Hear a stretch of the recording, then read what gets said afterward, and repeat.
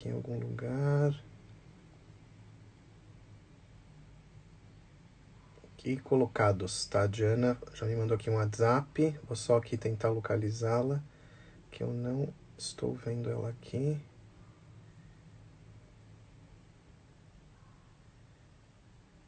Não, não vi. Deve estar entrando mais pro final. Vamos lá. Manda um oi aí pra mim, Diana, por favor,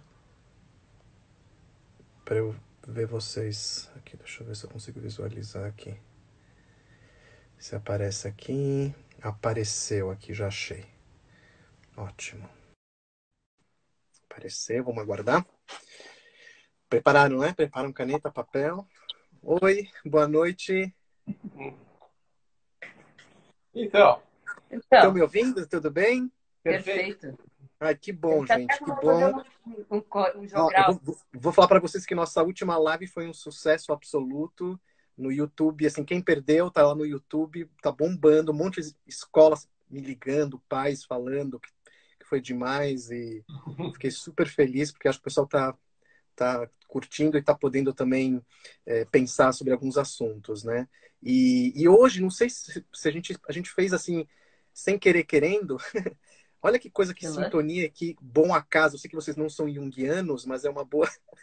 Mas é um bom A gente ficou um tempinho sem te escutar.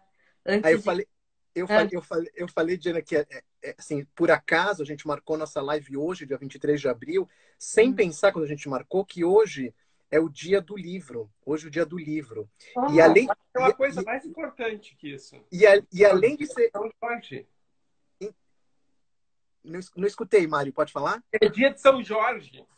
Então, além de ser o dia de São Jorge, hoje, olha que maluco, hoje eu recebi um monte de mensagens de Barcelona. Eu tenho muitos livros publicados em Barcelona, que lá tem o dia de São Jordi, que é o dia de São isso. Jorge. E Aham. esse dia de São Jordi, eles têm uma tradição lindíssima. E eu estava programando para ir também, para um dia passar por isso, que é todo mundo lá em Barcelona, hoje, né? Os homens, eles dão uma rosa para as mulheres e as mulheres compram livros para os homens. Isso num nível mega. São milhões e milhões de euros vendidos em livros e rosas. Né? São Jordi, eles Não comemoram dá para trocar. para trocar. É a festa mais. Livros, não as rosas. Então, você vê, mas mudou. Os últimos anos mudou. Você pode trocar também. Então a tradição nasceu, sabe como?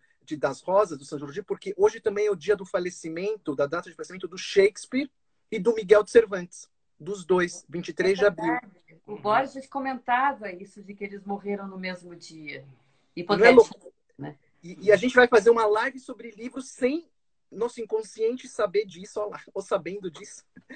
Vai falar sobre livros, sobre cultura, que é muito, muito bacana. Então, Não, tudo assim, respeito a dragões nunca é inconsciente para o Mário. Sim, sim, porque eu gosto de São Jorge. Na verdade, eu torço pro dragão. É só um detalhe. você torce pro dragão. Muito bom. E sabia que as rosas, quando o dragão que lá comia as pessoas e tudo mais, quando São Jorge foi pegar o dragão e matou o dragão, lá em Barcelona eles dizem que no sangue da cabeça do dragão nasceu uma roseira. E é por isso a tradição de dar as rosas e essa beleza toda. Então, a proposta hoje, pessoal, para a gente aqui, né, começar a nossa rodada, que estava propondo, é a gente poder compartilhar aqui nós três. Eu separei aqui um monte de coisa legal. A gente passei a tarde aqui, foi uma delícia e assim de dicas de livros e dicas de, né? Eu separei de livros que eu não consegui acabar de ler, que eu não gosto, que eu não gostei, livros que eu comprei e não comecei, livros do meu passado mesmo que eu adorei, que queria compartilhar com as pessoas. As pessoas sempre pedem nas lives ou nas palestras, Ilan, qual livro que você falou? Não sei o que lá, quando vocês falam também, as pessoas alucinadas nos comentários, quais são os livros, quais são os livros. Então, eu queria começar com uma rodada, se vocês topam, de falar assim, começar de livros que marcaram a gente fala do nome do livro, fala um pouquinho do livro e vai dizendo, vai falando. O que vocês acham? Pode ser. Eu posso dizer uma coisa prévia? Pode. Porque eu gosto muito. Tem uma das coisas que é muito difícil, que é escolher livro e dar dica de livro. Porque é tão peculiar, tão particular, né? E então, livro para a família, então é mais difícil ainda.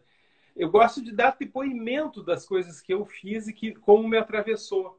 Porque eu acho, e eu queria emendar o seguinte, né? O importante é que seja um livro que ganhe a família inteira, porque crie um referencial para a família de histórias que elas possam... Sabe, a família tem uma mitologia interna, tem piadas internas, e os livros que elas leram juntos marcam, porque elas servem para fazer referências internas. Então, acho que é importante a gente destacar que são o importante é esses livros que pegam todas as gerações, que assim, é um livro infantil, mas que o adulto se encanta com o Peter Pan, entende? E que é um livro de unigeracional, assim, né? E a leitura dele em voz alta para as crianças marca toda a família. A partir daquele momento, todos compartilham aquelas informações, aqueles personagens, aquelas cenas, e daí dá para fazer histórias a partir disso, né? Como aconteceu lá, sabe? Eu acho mais importante é passar a ideia da leitura em família, a leitura juntos, né? Não, bacana. Então, vou fazer assim, eu separei livros de adultos, separei livros de jovens, separei livro de criança, o que dá pra gente falar na live, e dá pra gente conversar com alguns temas, são temas que têm a ver com a nossa vida e com ficção, não ficção. Vamos falando assim, acho que as pessoas gostam e é tão importante a gente ampliar repertório. Acho que as coisas que mais me marcaram na vida, sabe, Diana e Maria, quando eu vou assistir as minhas palestras, eu como aluno, depois como gente grande já, e assistindo pessoas que eu gosto, as pessoas dando suas referências de livros, de filmes, e coisas que não me diziam nada depois, e coisas que me provocavam êxtases e me marcaram profundamente. Então, eu sei como isso é importante. Então, vamos começar a rodada. Eu vou começar e a gente vai falando assim, vai conversando. Então, eu queria começar com um livro que tem a ver um pouco com o que a gente está vivendo hoje, mas também tem a ver com é meio temporal o que aconteceu com esse cara, que é esse livro aqui, que chama A Peste dos Médicos. A Peste dos Médicos. E é a história é da Companhia das Letras, é de um médico húngaro chamado Iñaki Semmelweis. E quando eu li esse livro, eu fiquei chocado, porque acontece o que nessa história? Eu não vou contar tudo para não quebrar a graça. Né? Então, A Peste dos Médicos. Maternidade em Viena, século XIX. Essa maternidade, a mais importante da Europa. Médicos, século XIX, se achando deuses na Terra. Esse húngaro, que já era do Império Austro-Húngaro, era meio que assim, meio da periferia, não gostava muito dele, entra na maternidade e começa a reparar, a observar uma coisa que ele olha, que as mulheres grávidas tinham vários andares na maternidade. As mulheres grávidas que eram atendidas pelos médicos morriam muito mais do que as mulheres que eram atendidas pelas parteiras no andar abaixo do mesma maternidade, que era muita gente. Então tinha médicos atendendo e parteiras.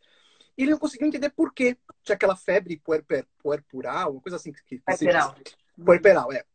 Ele não entendia por quê. Falou, vou observar isso.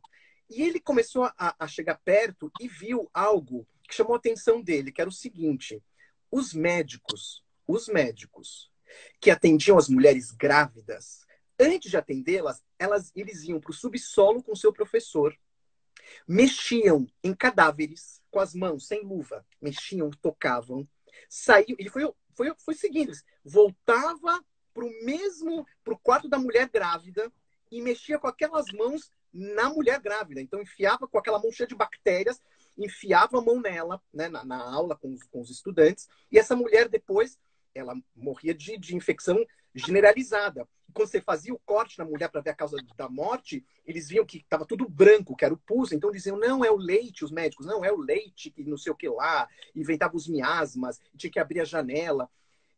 Esse cara sacou que tinha a ver com as mãos, porque as parteiras, ele via que as parteiras não tinham essa relação do cadáver com as mães. Falou, vou começar a lavar as mãos. Ele não conhecia de bactérias, não conhecia de microscópio, nada disso. Uma coisa intuitiva. E ele começou a lavar as mãos, ele mesmo, e falou para os médicos, lavem as mãos antes de atender as suas pacientes. Ele foi chacota do hospital. Falaram que ele era um louco desvairado. Eu não vou contar o final meio trágico, mas depois o final dessa história, ela é trágica para este médico. Mas, ao mesmo tempo, fala de uma coisa muito, muito atual, que é a questão do fanatismo, da intolerância, né, da arrogância médica. Da arrogância médica e da ciência. Da arrogância médica e da ciência.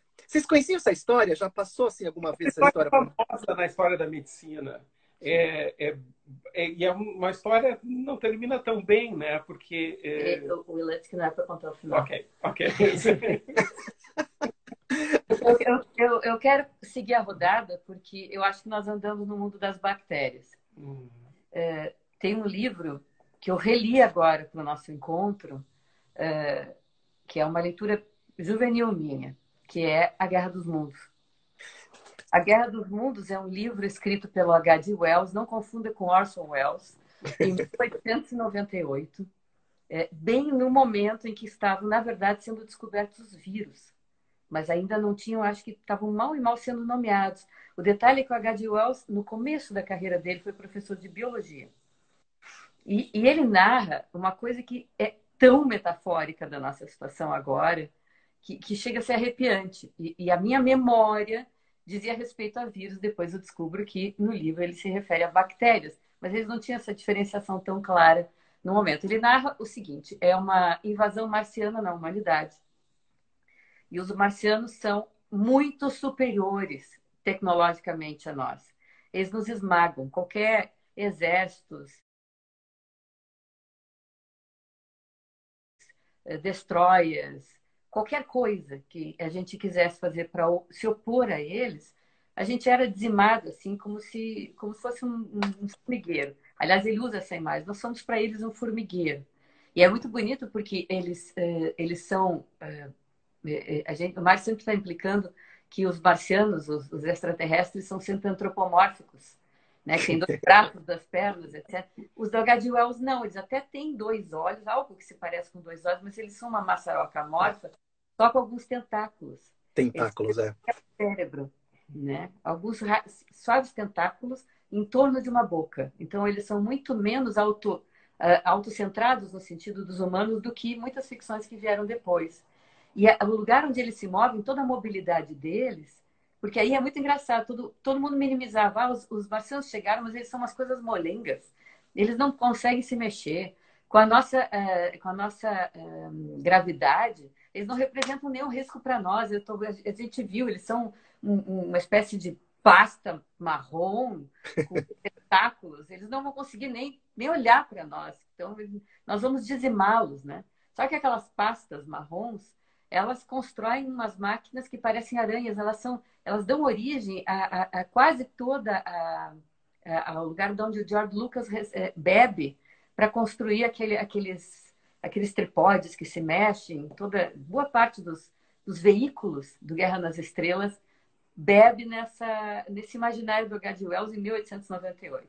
Só que eles constroem essas máquinas com as quais eles e os seus tentáculos sutis, que é mais ou menos como os dedinhos das crianças hoje para jogar videogame, né? Tem uma sensibilidade. Eles manejam aquilo e constroem uns trípodes gigantes, umas aranhas, que se movem por tudo e lançam raios mortais e dizimam a humanidade. E aí, bom, tudo isso é narrado por uma espécie de escritor, e ele consegue se esconder, porque é parecido com o que acontece no Frankenstein ou no Drácula. Os livros dessa época têm que ter muito claro o lugar de fala, tem que ser um observador, e ele tem que dizer, eu estou observando porque eu me posicionei em tal lado, porque eu fui a tal lugar, ou porque eu falei com tal... É como se fosse o jornalismo de hoje, tem que ter fonte, né? Então, tem o seu observador que está sempre se colocando, e eles estão perdidos, ele dá a humanidade como perdida, até que os monstros, os marcianos, que nos sugam, vieram para nos sugar, eles vivem do nosso sangue, não sei do que eles viveriam lá em Marte, mas ele não entra no mérito, eles começam a morrer. Eles morrem, todos, por causa que eles não tinham defesas para as nossas bactérias, conforme o H.G. Wells. Então, o potencial metafórico de tudo isso, né? E aí, no final dessa obra, ele diz: nós tínhamos toda uma certeza a respeito do poder e da permanência da humanidade, eu não tenho mais nenhuma certeza. E eu nem sei se esta vinda dos marcianos em que eles foram derrotados foi a última. Talvez eles voltem. Eu não sei se o futuro será nosso ou deles. Então, tem tanta coisa no sentido dessa dificuldade inicial da gente enxergar o que está acontecendo, a prepotência de todas as bravatas, de tudo, e que tudo vai por água abaixo, de algo tão minúsculo que destrói algo tão maiúsculo, de algo tão improvável como a vida extraterrestre que aparece para nos desafiar e para nos destruir, e introduz algo que eu acho que a gente tem que aprender nesse momento de pandemia, que é a incerteza, né? Que é, e além do mais, o fato de que nós estamos morrendo que nem os monstros marcianos. É a natureza que, de alguma forma, disse, ó, vocês não tinham defesa para os nossos vírus. Que bonito, Diana. Não era, Do planeta. não era vírus, era bactéria. Era bactéria. Vírus não tinha sido descoberto na época. É mais ou menos na mesma época que eles escrevem, um pouquinho antes da virada do século ali, que eles percebem a diferença entre vírus e bactérias. Lá por 1902, eles nomeiam o vírus, percebem isso, né? Mas é bem ali, como ele era professor de biologia, ele estava ao par disso. Né? Mas eu acho que os filmes de extraterrestres, eles são eles que é congelou, como eles vêm de fora, é a única maneira de nós como humanidade se sentir única. Quando eles nos atacam, então a gente todos, porque a humanidade está plural, está esfacelada, né?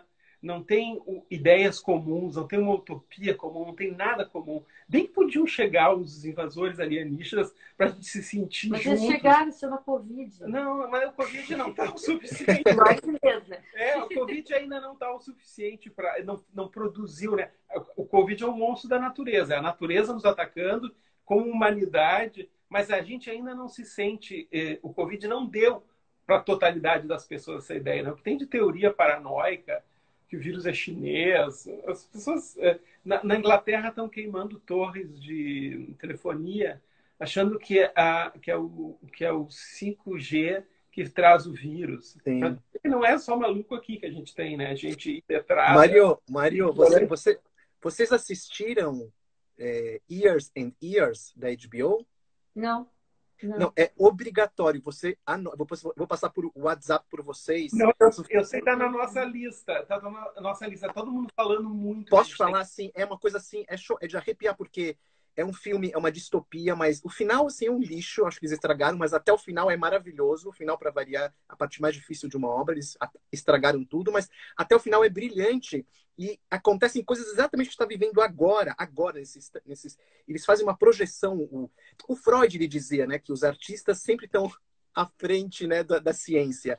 E é completamente verdade, né? Você leu, Diana, essa obra que você está falando, o Freud tinha razão. Os artistas estão lá na frente, né, projetando as coisas. E assistam, o pessoal que está falando, Years and Years. É muito, muito bom. É de arrepiar. A Emma Thompson ela fez um papel brilhante de primeira-ministra da Inglaterra, muito parecida com alguns presidentes que a gente conhece, enfim.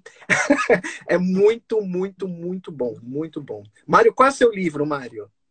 Sabe qual que é o livro que eu estava lembrando? Eu li faz muitos anos, eu li na juventude. Não, na verdade é o livro que me dá a sensação do que a gente está vivendo agora, que é Moby Dick. Mas eu li eu era jovenzinho, assim, e que é aquela... Tu começa a se identificar com a empreitada de caçar a baleia e toda aquela questão, o desafio do mar, né? E a lenta transformação de perceber que quem está no comando é um louco. E ele tem uma obsessão. E essa obsessão dele vai por cima das razões econômicas, das razões racionais, de tudo. Né? Ele vai... É uma galera, né? Para ser a verdade, é um navio que vai percebendo aos poucos a loucura. Eles foram avisados, né? Os caras, antes de sair, alguém diz, esse capitão é maluco. Mas não, e é a visão de... Porque, Capitão maluco. Capitão maluco. Né? Ismael. Esse capitão é maluco. E é essa história. Eu me lembrei do livro por causa da sensação dos dias atuais, né? De tu quando tu vai olhando assim, meu Deus, assim, nós estamos indo atrás de quê, né? É uma coisa sem direção em função de um norte totalmente absurdo, assim, né? Vingança, no caso, uma vingança política. Na verdade, não, o capitão perdeu a perna, ele quer se vingar. Então, enfim, e é uma leitura muito legal, assim. Dá para ler em família. Ele é um livro estruturado é uma aventura, mas tem umas coisas exóticas. É imperdível. Acho que dá para ler em família.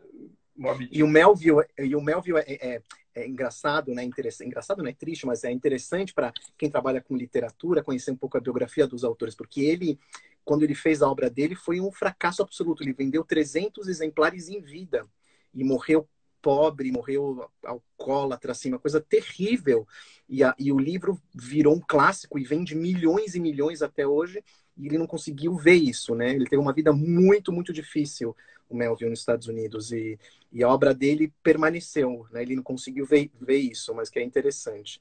E você está falando aqui de ficção, né? Eu falei de não ficção, né? A Diana falou de ficção científica. Nós estamos disputando um pouquinho mal.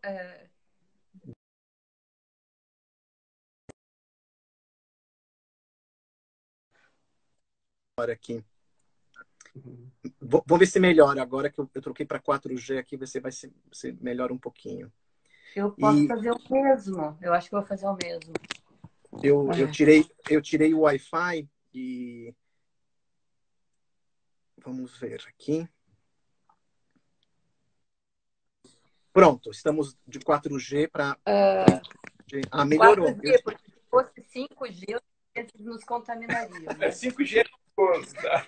5G. Cuidado com 5G. Então, assim, eu falei de um não ficção, que é A Peste dos Médicos, A Guerra dos Mundos, que é ficção científica, um romance maravilhoso, né, do Moby Dick. Então, eu quero falar agora o meu livro de ficção, falei não ficção, falar de ficção, que é um livro que foi daqueles que um filósofo me falou sobre esse livro há muitos anos. Cara, e eu fiquei, assim, aquele livro que você esquece da vida, você mergulha.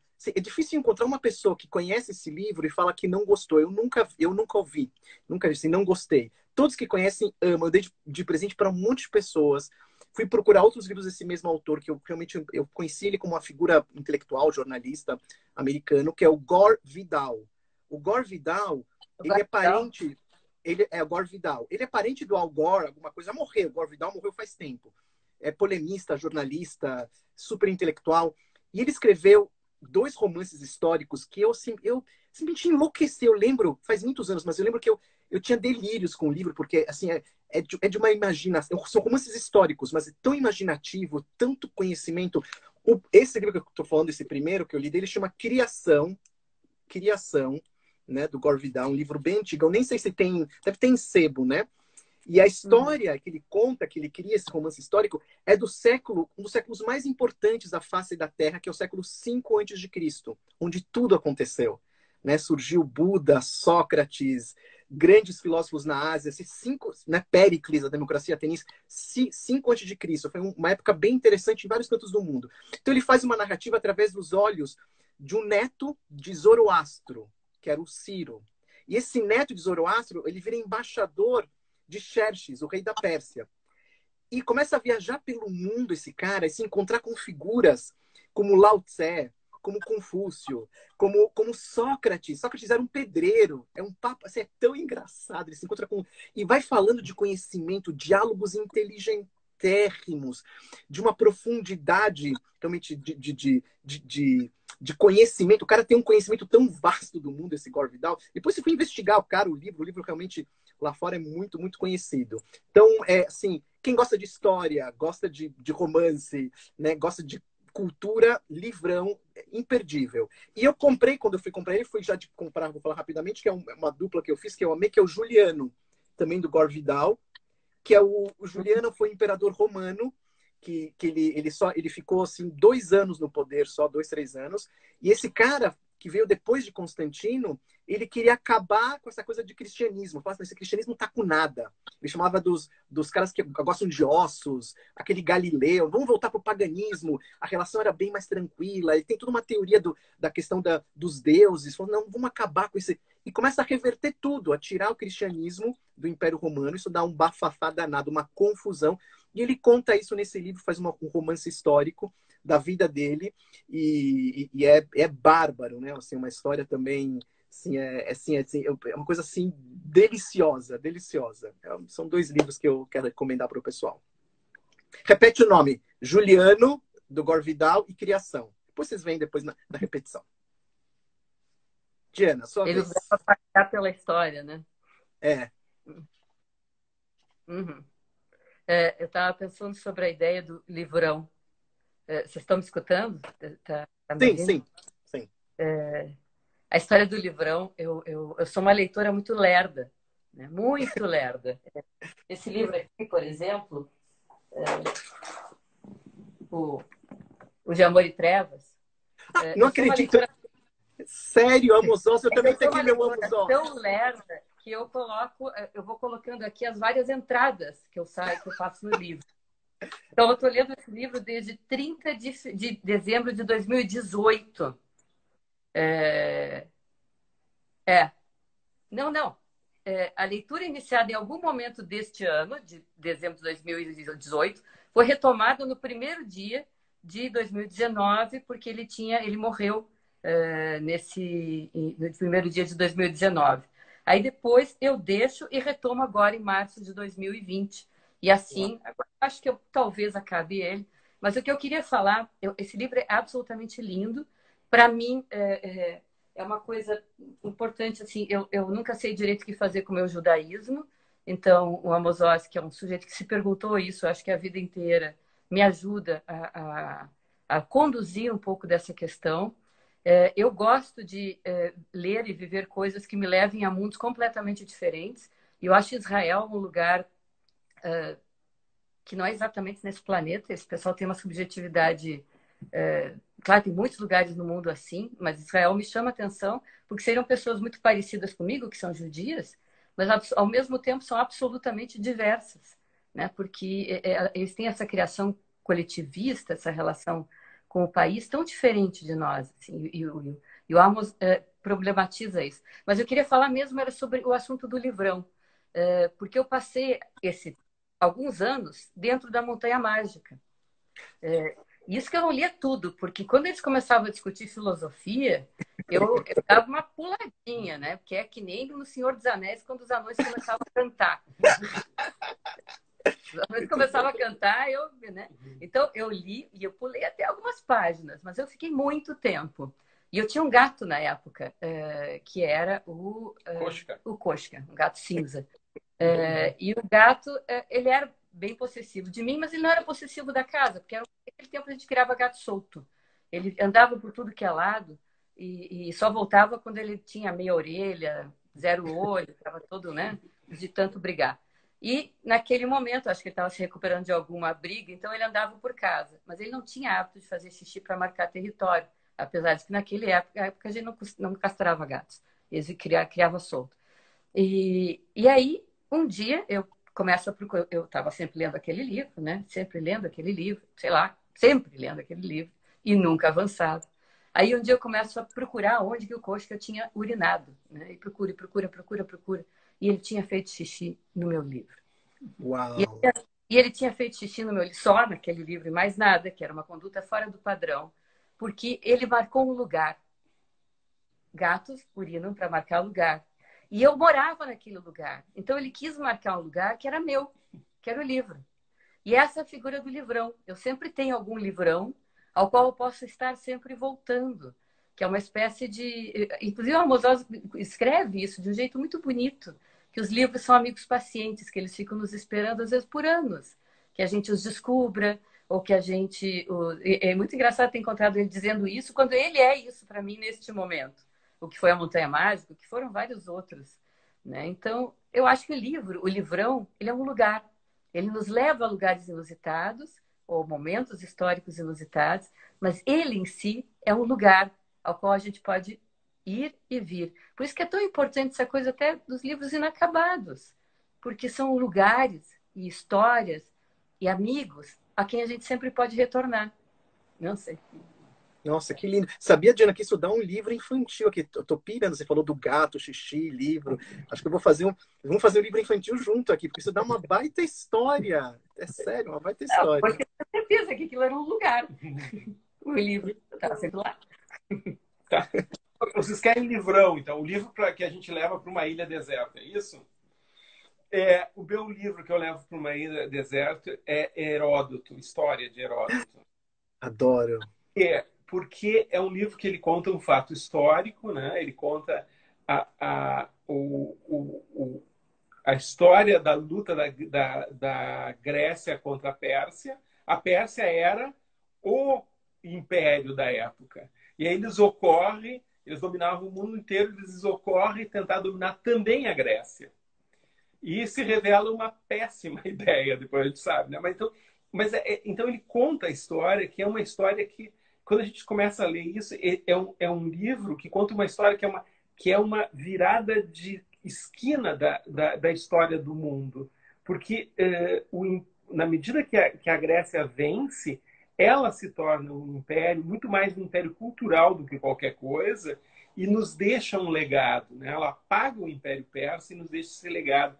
E essa disputa, ela se dá ali, né? São várias batalhas, e por detalhes, pela coragem de alguns homens, a história da humanidade toda podia ir para um lado e para o outro, sabe? Em vez do Ocidente ganhar, o Oriente ganhasse, né?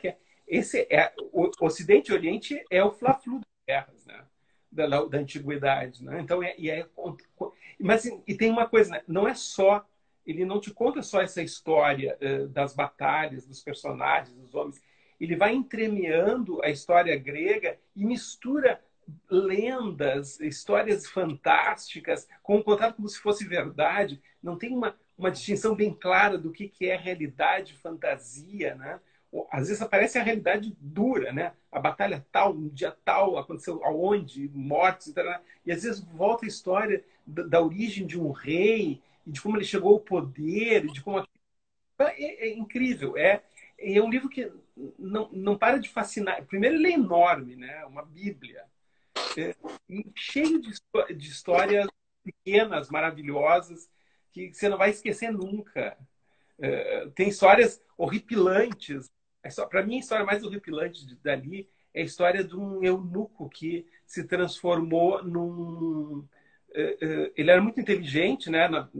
Enfim, ele na infância virou eunuco, mas ele era muito bem dotado para mais as coisas.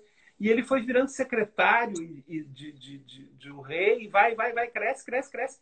E ele vai subindo, né, até que subiu ao mais alto grau da escala social possível, né? Nesse momento, ele se reencontra com o sujeito que o castrou, né? Ele reencontra o sujeito e diz assim, né? E agora ele numa posição de poder, né? Ele disse, bah, te reconheci. O cara, pois é, né? Tantos anos atrás. Eu quero te convidar para uma janta. Venha você e traz a tua família, né? E o cara, tá, né? Aí chegou, recebeu, deu os presentes, né? E ele disse, bom, agora eu vou te pedir uma coisa. Você vai castrar todos os teus filhos. Tu não vai deixar descendência como eu não posso deixar descendência. E vai ser aqui agora, na minha frente. Eu, eu acho que é uma das histórias de vingança mais pérfidas que já encontrado em qualquer lugar, entendeu? É um absurdo. E tá cheio de histórias. Eu tô botando a mais É o Game crua. of Thrones. É Game of Thrones, né? Game of Thrones, para mim, a coisa mais parecida com Game of Thrones é Heródoto. Muito legal. Sabia, assim, a sintonia aqui tá muito legal, porque até virei, porque o meu história está aqui atrás. Meus dois volumes. Tá aqui atrás. Tá aqui atrás. Eu fui procurar para mostrar. Se eu achar, eu pego agora. E é interessante porque eu fiz, quando eu li o Heródoto, Mário, eu vou te mandar uma promessa, vou te mandar o livro quando acabar a quarentena. Vou te dar de presente um livro que eu fiz para crianças e jovens, que chama Histórias do Pai da História. E eu retirei aquelas coisas mais ficcionais, que eram invenções absolutas da cabeça dele, não tem nada de... Diferente de outros historiadores antigos, como Tucídides e outros caras mais que faziam uma história mais de fatos, o Heródoto mesclava, isso que você falou, né? Mesclava ficção de ouvir falar. E nesse meu livro eu peguei só a parte ficcional. Então tem lá Qual o Homem Mais Feliz do Mundo, que é a história do Solon, né? Do homem mais sábio, que vai falar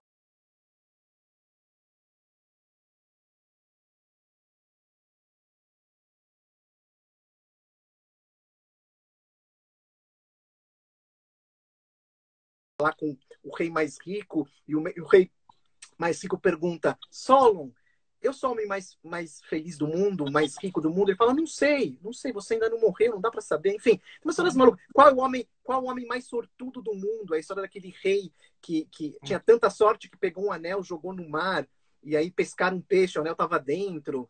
Né? Qual foi a primeira palavra do mundo? Uma palavra grega. Enfim, é um livro lindíssimo, ilustrado por uma espanhola. Eu vou te mandar de presente, tá? Já tá aqui marcado, eu marquei, anotei. Acho que você vai gostar. E o livro que eu queria falar, Diana, agora também, que é interessante, que você falou, eu também separei meu Amos Oz. Eu li muita ficção dele, mas eu também gosto muito da não ficção.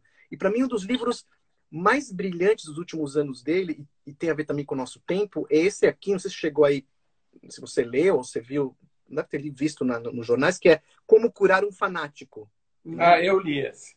Então, esse livro ele é de uma atualidade, assim, e ele começa o livro falando, e eu concordo quase com tudo que ele fala, ele começa falando assim, fanáticos odeiam duas coisas, humor e curiosidade.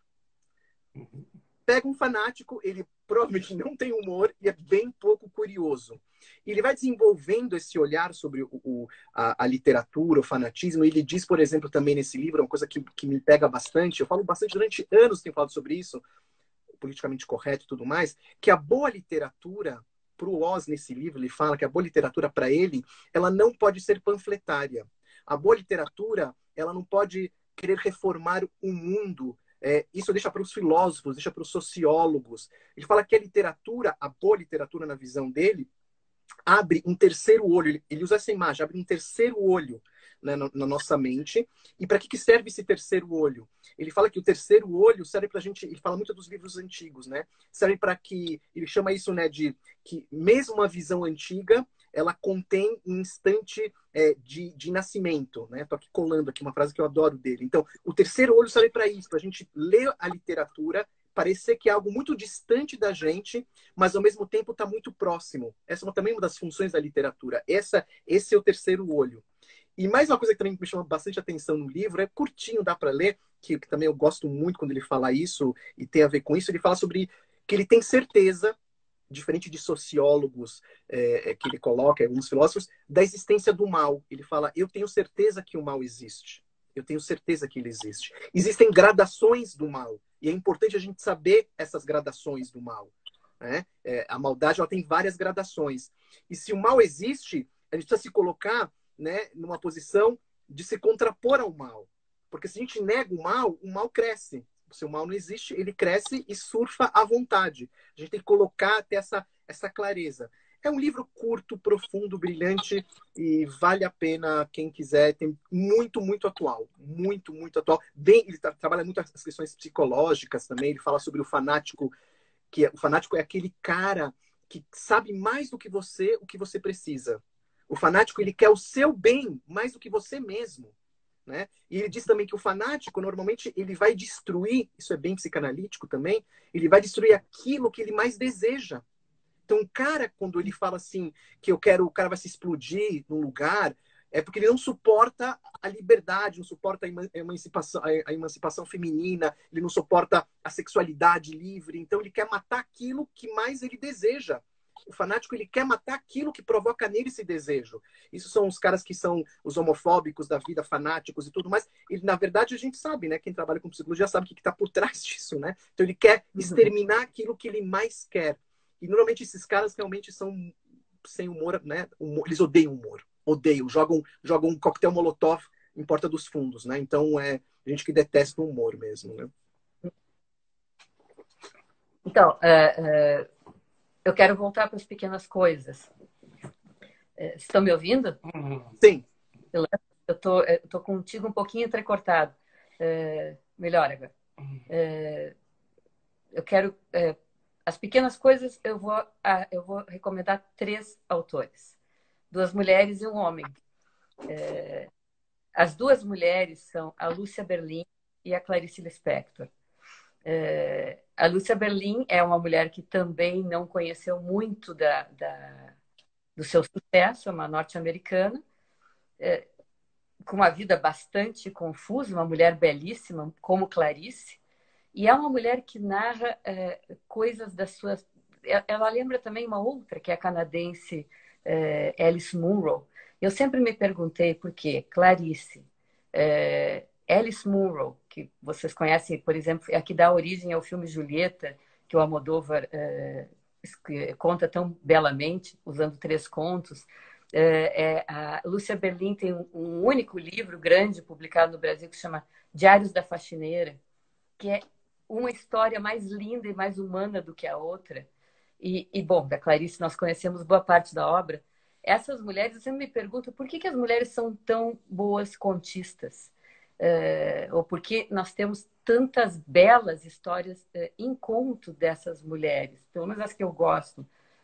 E as coisas que eu penso é que justamente por essa coisa de o homem explicar ou do autoritário explicar, que nós mulheres chamamos de mansplaining, a mulher não acha que tem muito tempo para falar ou para contar a sua história. Ela é rapidinha, porque a mulher nunca teve muito tempo. A Jane Austen escrevia num cantinho e ela fechava rapidamente a sua escrivaninha quando entrava alguém na sala. A Virginia Woolf pediu um lugar para ela escrever, e ela escreveu muito conto também, né? Mas a Virginia se arvorava um lugar de escrita, e isso era uma grande questão, ter um quarto para escrever, um lugar para escrever. As mulheres nunca tiveram lugar, então elas escrevem rapidinho. Mas isso que elas escrevem rapidinho, elas contam grandes histórias sobre pequenas pessoas. Isso está muito claro. A Clarice Lispector, o Benjamin Moser, diz uma coisa muito bonita. Nunca uma mulher narrou em contos do início ao fim da vida de uma mulher. Tu tem ali desde a origem até a velhinha. Passando pela puberdade, passando pela mulher casada, passando pelos filhos, passando pela velhice, passando pela menopausa. Todos os momentos da vida de uma mulher estão ali ao longo dos contos da Clarice, sem falar nos romances. Então, queria indicar a Lúcia Berlin, o Diário da Faxineira. Queria indicar a Munro, que tem vários livros, qualquer um deles é maravilhoso, a Alice Munro. A Clarice, acho que nós mulheres, é outra que eu leio, eu me proponho a avançar na obra completa dos contos da Clarice, quando eu vejo, eu estou relendo aqueles contos que eu li de novo, para entender melhor. Então, ela é muito densa, muito assustadora, e diz muito de nós mulheres, ou da intimidade de todos nós. Mas eu queria lembrar uma mulher muito especial que se chama Julio Cortázar, que era um homem gigante de quase 2 metros e que ele tem uma visão justamente dessa delicadeza, onde o cotidiano, sabe aquele momento do amor, do conto amor, em que o mundo fica bizarro. Isso acontece em vários momentos da vida da Clarice, mas esse conto amor todo mundo conhece. O cego mascando chiclete e tal, né? Aquele momento o mundo fica estranho, ele é tomado por uma visceralidade, é como se as raízes das plantas começassem a falar, né? E toda a obra do Cortázar é feita desse tipo de fantasia que nasce do cotidiano, da bobagem. Eu estava aqui muito bem e de repente aconteceu algo muito estranho e eu não mudei de lugar, não aconteceu nada diferente, simplesmente o estranho, a sensação de estranhamento, ela me invade a qualquer momento de um cotidiano banal, burro, onde eu nem estava procurando nada. Eu não estava procurando a fantasia e ela me achou. Então, nesse ponto, Cortázar, assim como Clarice, é muito feminino e muito intenso, assim como a Lúcia Berlin e a Alice Munro. Então, eu acho que a gente tem que fazer uma defesa também dos contos, como cada um deles, um filme inteiro em que a gente entra e quando termina tem vontade de ler de novo todo ele para ver as pistas que o autor tinha nos deixado. Então, estas mulheres, a Lúcia Berlin, a Munro e a Alice Spector, nos colocam dentro de uma densidade que a relação da mulher com a intimidade pode ensinar muito a todos nós sobre essa parte, o mal dentro da gente, a loucura dentro da gente, né? Enfim, egoísmo dentro da gente, tudo isso elas contam. Bom, mas então, veja só, se hoje é Dia Internacional do Dragão, vamos lá, né? Eu vou falar daquilo que é a parte mais bacana, que é o Hobbit. O Hobbit é um livro que eu li para as minhas filhas, mas 2 vezes. Quando a Laura, a minha mais velha, tinha uns 4 anos, 4, 5 anos, eu li, e era antes de dormir, eu ia lá pegava o livro e a gente entrava no livro. Quando a Júlia, que é 3 anos e meio mais jovem que a Laura, tinha mais ou menos a mesma idade, eu reli o livro para a Júlia. E a Laura vinha escutar. Quando ela podia, ela vinha escutar. Então, é um livro, era um livro de família, assim, sabe? Eu acho que quando tu tem um casal, que nem nós, assim, o católico, a judia, a gente não tem aquela mitologia da religião, as histórias da Bíblia, as histórias, sabe aquela... a gente é muito ateu, era difícil, né? Então a gente não fez... Isso foi complicado, porque a gente não nem batizou elas, nem fez Bat Mitzvah, né? Então, eu acho que eu usei Tolkien como uma mitologia da família, né? Então, eu introduzi o livro sagrado, o livro das coisas, era o Hobbit, que é a porta de entrada para o Senhor dos Anéis, que é um grande livro sobre, já que você falou, é um grande livro sobre o mal, né? É um livro sobre a origem do mal, e a origem do mal é o poder. Quer dizer, é a tese do livro, né?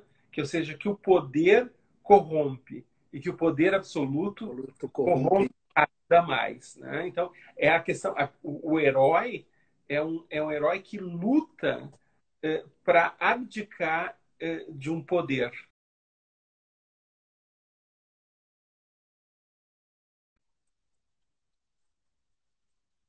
Que ele tem que destruir o anel, e se ele se apossasse do anel, ele seria a pessoa mais poderosa do planeta, né? À custa da sua alma, ok? Mas ele teria aquele poder. Então, fáustico, né? É fáustico, né? Mas então, o autor é muito, muito católico, né? Ele tem essa questão do bem e do mal muito enraizado, e ele faz uma fábula muito mais elaborada do que o maniqueísmo rasteiro. Ele elabora a maldade, e é um grande livro sobre a maldade e o poder. E tem dragão, né? Tem dragão. O dragão é um pouco lateral no livro, mas tem lá. Ele aparece. Ele aparece. Você sabia, Mário, que assim, eu também sou apaixonado pelo Tolkien e li muito, estudei mesmo sobre o Tolkien mesmo, além dos livros, e assim, algumas curiosidades. O Hobbit, ele fez para os filhos também, então ele era também um grande contador de histórias, e ele foi entrevistado na Inglaterra por uma jornalista super já conhecido, e perguntaram para ele: senhor, né, Tolkien, o que o senhor lê para os seus filhos? Ele tinha 3 filhos pequenos, né, na época. E ele foi citando livros, como você acabou de fazer, né? Hobbit para 4 anos. Cara, que loucura, né? Você vai pensar, né? Ele começou a citar livros para os filhos, e a jornalista disse assim: mas, senhor Tolkien, não são livros para a idade dos seus filhos. E aí ele respondeu algo que eu falo há muitos anos também, quando alguém me pergunta sobre faixa etária, eu digo assim: o Tolkien disse assim para a jornalista: olha, qual é o sentido de dar um livro de 4 anos para uma criança de 4 anos? Eu quero que ela se eleve. Que se for para uma criança maior, ela vai ter mais um desafio da compreensão. Se ela tiver dúvida, ela vai me perguntar. Vou fazer ela se elevar. Essa coisa de faixa etária é muito relativo. E a jornalista concordou. Então, essa é uma coisa também bem legal, né? Hobbit e O Senhor dos Anéis é para uma quantidade de idades maravilhosas. E o Hobbit, ele competia muito, né, o Tolkien, com o C.S. Lewis, que eu gosto, mas nem tanto quanto o Tolkien, né? O C.S. Lewis, você falou... É que é final isso da Claro, fantasia. Crônicas de Nárnia é legal, mas não chega aos pés de um Hobbit do Senhor dos Anéis, né? Eles competiam pelos leitores, mas você vê que uma profundidade do Tolkien com C.S. Lewis era bem diferente, né? E aí eu queria, já que a gente entrou de criança, tava sem te combinar nada aqui, minha próxima dica era para família também. Estamos aqui na sintonia. Que é um livro, que eu vou contar esse livro, que foi uma coisa que marcou bastante também a minha trajetória, porque eu conheci esse livro, eu estava em Salvador trabalhando, e eu levei esse livro para ler, né, um livro infantil, sei lá, a partir de, né, sei lá quantos anos, 5, 6, 7, 8, 9 anos, mas que não tem muita idade, a gente curte também. Falei, vou ler. E eu estava lendo o livro, vou falar já o nome, isso aqui no meio da minha leitura, alguém começa a bater a porta lá da minha pousada do hotel. Senhor, o senhor está bem? Eu estava gargalhando tanto, estava rindo tão alto, que o cara levou um susto. Era bem pertinho da recepção. Eu falei, não, tô bem, eu tô rindo, cara, pode voltar. Que esse livro é de uma espanhola, né, o Vira Lindo, que esse aqui é uma coleção de família. A família vai fazer xixi nas calças de tanto rir. Que esse aqui, Manolito. Manolito. É uma coleção, tem vários livros, esse é o primeiro. E a história desse menino que mora na Espanha e da família dele, o avô, que eles chamam o avô de próstata, porque o avô tem problemas, o avô tem problemas de próstata, então eles chamam o avô sempre de próstata.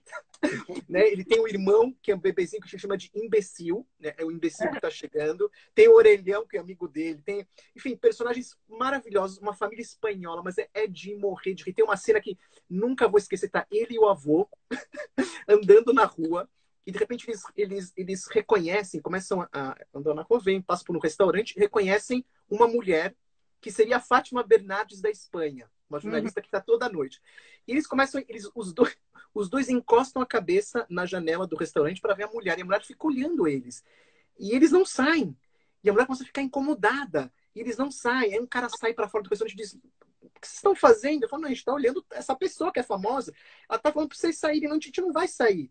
Aí a mulher olha, eles não vão sair, não. Ela levanta e vai para outra mesa. Aí o Manolito fala com o avô, fala assim: você tem razão, ela tem perna mesmo. Porque ela estava discutindo se ela tinha perna ou não, porque eles nunca viam a perna dela. Eles nunca viam a perna. Cara, que na verdade é o Petit Nicolas, né? Que tudo a ver com Pequeno, tudo a ver. O Nicolau, eu me lembro de passar mal rindo, lendo tudo a ver. Nicolau. Tudo a ver com Petit Nicolas. Tudo a ver. Então é assim, família, se puder. Acho que tá em sebo. Não sei se tá vendendo. Nem olhei se estava vendendo ou não, gente. Mas procurem em sebo. É para vocês rirem e esquecerem assim um pouco do que tá acontecendo. Vocês vão amar. Eu me diverti com as minhas filhas assim à beça. Coisas muito da nossa vida, do cotidiano. Essa é a dica. E politicamente incorreto completo, não, né? Mas completamente. é um politicamente correto infantil, né? Que é diferente. Como é a voz de uma criança falando, te permite... Ele pode chamar o amigo dele de orelhão, né? É outra coisa. Claro, não. Politicamente correto, ele invadiu a literatura de uma forma... Sabe que tem um livro... Esse não dá para indicar, porque ele acabou, gente. É um livro, acho que por isso que acabou, mas ele é um dos livros mais maravilhosos. É de um autor inglês. Os ingleses são meio Monty Python também na literatura, sabe? O humor inglês, ele transborda para tudo que é canto. E na literatura infantil, os autores têm um humor maravilhoso e que hoje em dia as pessoas não conseguem mais entender, sei lá o que está acontecendo. Tem um livro que usei no meu doutorado, esse aqui, que tem a ver com isso que a gente está falando agora. É um dos meus livros preferidos, que é esse aqui, ó. Super Hiper Jezebel. Nunca ouvi falar também. É um livro que está esgotadíssimo. Eu estou rezando para algum editor, se tiver algum editor ouvindo a gente, que publique, porque ele esgotou. E a história da menina... Por que as pessoas... Elas não entendem esse humor, mas é uma menina que ela é perfeita. Perfeita em tudo. Por isso que ela chama Super Hiper Jezebel. Enquanto todo mundo, né, fica fazendo barulho na classe, ela escreve com letra bonitinha. No dentista, ela não reclama, toma remédio sem falar nada. Ela ganhou uma carta da primeira-ministra, depois da rainha, para falar como ela é uma menina boa, imaculada. Então, enquanto vai mostrando as ilustrações da criança e falando, ela vai ficando cada vez mais vampiresca. Né? O ilustrador é genial. Ela é cada vez mais, né? Ela é perfeita. A meia dela e a cara vai crescendo, ficando vampiro. É a bailarina. A bailarina. Aí o final que é maravilhoso. O final, ela tem um monte de gente correndo e ela grita assim, a Super Hiper Jezebel, a perfeita, diz assim: por que vocês estão correndo? Tem que andar, né, devagar. Aí alguém grita: Jezebel, um crocodilo fugiu do zoológico, pica mula, menina. E ela nada. Aí você vira as últimas páginas, tá o crocodilo com a boca assim meio fechada, com a perninha da Jezebel. E aí vem o tratador do zoológico e diz: seu malvado, você comeu a melhor menina do mundo. Aí o crocodilo diz: já comi coisa melhor. É maravilhoso. E essa história, né? Olha a Jezebel aqui, a cara dela, ó, tá vendo? Ó? Né? Ela é perfeita em tudo. E aí tem muito bom, muito bom, né? É muito... Ó o crocodilo com o pezinho dela, ó. Tá vendo? E é uma história que as crianças amam e os adultos têm medo, na verdade. Mas as crianças entendem, né? É que nem aquele Bruxa, Bruxa, Vem à Minha Festa. É um livro para crianças muito pequenas, que é terrível, né? Mas as crianças adoram. E ele não tem nada de politicamente correto, né? No sentido de, é uma bruxa, mas ela é boazinha. Não, é uma bruxa mesmo, né? Então, as crianças gostam de medo. Né? Mas eu queria, antes da gente terminar, que a gente sempre fica nessa bobagem livro e filme, né? Eu queria recomendar 2 livros de filmes, ou filmes que foram filmes para ler em família, que são livros lindos na sua poesia interna, que é o Peter Pan e Wendy, do Barry, que é o livro, tem que ler o livro, ele é de uma poesia incrível, ele é malucão, inclusive. Por exemplo, ele diz coisas como, por exemplo, que o Peter Pan não levou eles para a Terra do Nunca. Peter Pan ia indo para a Terra do Nunca e se esquecia deles, ia viver aventuras. E eles só acharam a Terra do Nunca, não se perderam no firmamento, porque a Terra do Nunca estava procurando por eles também. Então, o Peter Pan não era aquele líder bacana, assim, do Disney. Ele era DDA. Ele era DDA. E o outro é História Sem Fim. É um livro que nós estudamos muito. É um livro que é um livro realmente para ler junto com a criança, porque ele é um livro complicado, mas não complicado no sentido do incompreensível, mas do muito que acontece ali. É para ler devagarinho, junto. E ele é muito, muito, muito mais complexo e muito mais poético do que o livro. Tanto que o Michael Ende, que é um ele pede para tirarem o nome dele dos créditos do filme porque ele não se reconhece naquele filme. Eu acho que não foi chatice dele. Embora o filme seja muito importante para muitas pessoas, muitas gerações e tal. Mas eu recomendo muito a leitura pausada, tranquila, crítica e brincalhona desses grandes depositários de poesia, que também são livrões, que é Peter Pan e Wendy e é História Sem Fim. Muito legal. O pessoal falou você já repetiu, que bom que o pessoal acho que deu uma falhada. É o Peter Pan, pessoal, que ela falou aqui, acho que já deu para pegar. Na verdade, Peter Pan e Wendy. E o Wendy. Vai acabar aqui. Nós não está lembrando aqui, Peter Pan. A nossa live vai acabar daqui a alguns minutinhos. Pessoal, fiquem tranquilos, tá? Que aqui o pessoal tá desesperado de novo. Vai pro story do Instagram, entre depois no Instagram, vai pro Instagram. Eu vou baixar no YouTube, vou passar o link. A primeira pessoa que eu vou passar vai ser pra Diana e pro Mário. Eles vão compartilhar o link pra vocês anotarem com calma, tá bom? Fiquem tranquilos, vai ter tudo esse repertório. Olha, 1 minuto e 48 a gente tem ainda. Foi demais, obrigado aí. Tem um monte de livro que eu não falei. Eu ia falar do Balzac, fiz anotação, não consegui falar. Desse aqui que eu não li ainda. Mostra mais. Esse aqui, ó. O Walden. Que é eu adorava isso. O Turron é um cara que se isolou durante 2 anos. A gente tem que aprender com ele, mas não comecei ainda o livro, eu só li o outro. E esse aqui que eu não vou terminar, porque eu não gostei, que esse aqui do Marco Aurélio, Meditações do Marco Aurélio, do Imperador. O Imperador lá, me fala, tem que ler. Eu achei muito depressivo para hoje. Isso fala de morte, não sei o que lá, não tô afim de. Não quero mais ler esse livro, não. É um cara importante, mas eu comecei a ler, falei, se era morte. Falei, não, chega, não quero mais. Talvez mais para frente eu retome esse livro do Marco. Marco Aurélio foi o pai de um imperador romano chamado Cômodo. E é engraçado porque o Marco Aurélio foi um imperador super importante e o Cômodo terrível, né? O filho ferrou com tudo. Aliás, tem um filme sobre o Cômodo, procurem o filme, é terrível esse filme. Tá aí. Mas enfim, pessoal, vai acabar a nossa live. Diana, Mário, adorei. Realmente foi fantástico. Boa quarentena, só com muito livro para aguentar esses dias que estão por aí, esses dias. E não quer dizer que a gente tem a cabeça para ler. Tem muitos dias que a gente não consegue ler nem um rol de roupa. Nem a gente compra.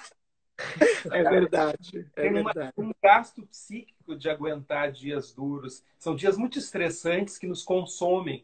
Com essa angústia de não saber quando vai acabar e o que está acontecendo e qual que é o perigo real. Mário, deixa eu te falar. Temos 10 segundos. 10 segundos. Pessoal, entrem no Instagram da Diana. O Mário não tem. A gente vai fazer uma live repeteco. Vai cair em 5 segundos. Tá, pessoal?